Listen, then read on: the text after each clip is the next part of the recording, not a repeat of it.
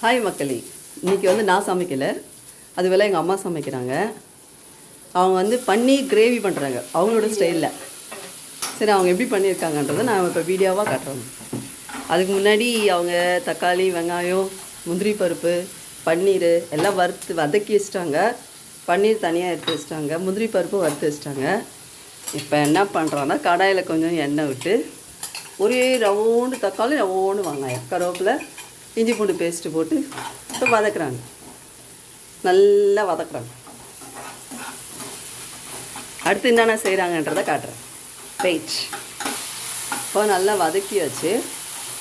இப்போ அம்மா அதில் மசாலா ஐட்டம் போடுறாங்க. என்னென்ன மசாலா போடுறாங்கன்னு பார்க்கலாம். மஞ்சத்தூள், சாரி தப்பாக சொல்லிட்டேன் மக்களே, இப்போ தான் எங்கள் அம்மா மஞ்சத்தூள் போடுறாங்க. ஓ, முன்னாடியே போட்டியா? சாரி முன்னாடி மஞ்சத்தூள் போட்டாங்க. இப்போ 2 ஸ்பூன் மிளகாத்தூள் போடுறாங்க. பயமில்லை, என்னென்னமோ பண்ணுது, நம்மளுக்கு ஒன்றும் புரிய மாட்டேங்குது. பண்ணு போட்டு நல்லா வதக்குன்னு வதக்குறாங்க. வதக்கிட்டு கேப்சிகத்தை கொட்டுறாங்க. கொட்டிட்டு அதையும் சேர்த்து வதக்குறாங்க. அப்படியே ஒரு நிமிஷம் அப்படியே நல்லா வதக்கிட்டு அதை அப்படியே கொஞ்ச நேரம் அப்படியே எண்ணெயிலே அப்படியே விட்டுருணும்.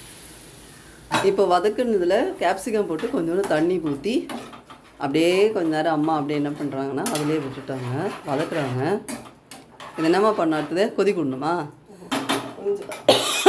ஒரு 10 நிமிஷம் அப்படியே கொதிக்க விடணும். அடுத்தடுத்து அவங்க என்னென்ன பண்ணுறாங்கன்றத அவங்க ஸ்டைலில் அவங்க செய்கிற அந்த பன்னீர் குருமா எப்படி இருக்குன்றத பார்க்கலாம். பாருங்கள் மக்களே, இப்போ அம்மா வதக்கின பொருளெல்லாம் மிக்சியில் போட்டு அரைக்க போகிறாங்க. தக்காளி, வெங்காயம், முந்திரி பருப்பு, தக்காளி, வெங்காயம், அப்புறம் பூண்டு, முந்திரி பருப்பு எல்லாம் போட்டு வதக்குறாங்க. கம்மியாக போட்டேன். சரி, பரவாயில்ல, எதுவும் என்னமோ போட்டு செய்கிறாங்கப்பா. பாருங்கப்பா, இப்போ இதெல்லாம் போட்டு அரைச்சிட்டு அடுத்து என்ன பண்ண போகிறாங்கன்றத பொறுத்திருந்து பார்ப்போம். இப்போ அரைச்ச விழுதை அந்த கொதிக்கிறதில் போட்டாங்க. ஏன்னா கேப்சிகன்றதுனால சீக்கிரம் வெந்துடும். அதனால் அம்மா என்ன பண்ணாங்க, அதிலே அந்த அரைச்ச விழுதெல்லாம் போட்டிருக்காங்க. இது ஒரு 2 நிமிஷம், ஒரு 10 நிமிஷம் அப்படியே கொதிக்க விட்ட போதும் அல்லவா? இது ஒரு 10 நிமிஷம் அப்படியே கொதிக்க விடுவாங்க போல்.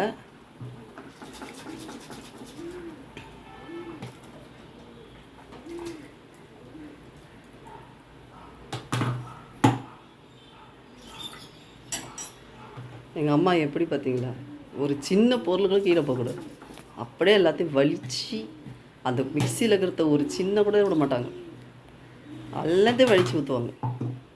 சில பேர் என்ன பண்ணுவாங்க, அரைச்சதை மட்டும் ஊற்றிட்டு மீதிக்கு போட்டுருவாங்க single.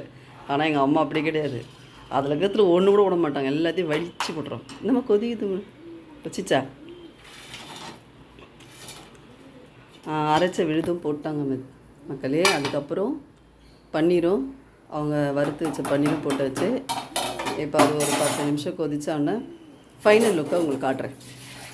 Wait and sea. Hi மக்களே, இப்போ அம்மாவுடைய கடைசி ஃபைனல் பன்னீர் கிரேவி ரெடி ஆகிடுச்சு. இந்த சமையல் உங்களுக்கு பிடிச்சிருந்தா, எங்கள் அம்மா செஞ்சது உங்களுக்கு ரொம்ப பிடிச்சிருந்தா அம்மாவுக்கு ஒரு லைக் போடுங்க. அம்மா சமையல் பிடிச்சவங்களுக்கு, அம்மா சமையல் கைப்பக்குவம் பிடிச்சவங்க ஒரு சப்ஸ்கிரைபை பண்ணிடுங்க.